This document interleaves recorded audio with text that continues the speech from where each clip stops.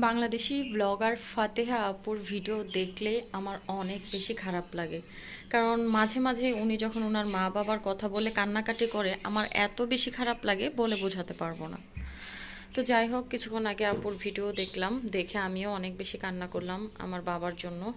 আমার বাবাও এই পৃথিবীর মায়া ত্যাগ করে চলে গিয়েছেন। কিন্তু জীবন তো চলতেই থাকবে, কেউ কারোর জন্য কিন্তু থেমে থাকবে না। খাওয়া দাওয়া, সংসার সব কিছুই কিন্তু করতে হবে।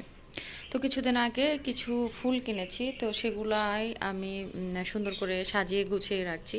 এই সূর্যমুখী ফ্লাওয়ারটা আমার কাছে অনেক অনেক বেশি ভালো লেগেছে। তারপরে যে টিউলিপ ফুলগুলোও কিনেছি, তো এটা কোথায় রাখবো ভেবে পাচ্ছি না, যেহেতু বাসায় ছোট্ট একটা বাচ্চা আছে, যে কারণে অনেক ভয়ে ভয়ে থাকি এই ধরনের শখের জিনিসপত্রগুলো নিয়ে। তো আমি এরকম আর্টিফিশিয়াল ফুল দিয়ে ঘর সাজাতে অনেক বেশি পছন্দ করি, কিনতে আমার অনেক বেশি ভালো লাগে, আর মনটাও অনেক ফ্রেশ লাগে এরকম গাছ যদি থাকে।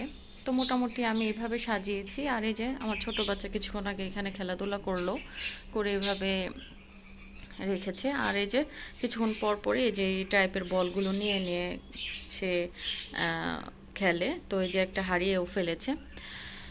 এখানেও কিছু ফুল আছে, তো এটা আমি হচ্ছে নতুন কিনেছি। তো কেমন লাগছে অবশ্যই কমেন্টে জানাবেন। মোটামুটি আমি আমার ঘরটাকে মানে আমার পছন্দের জিনিসপত্র দিয়ে সাজিয়েছি।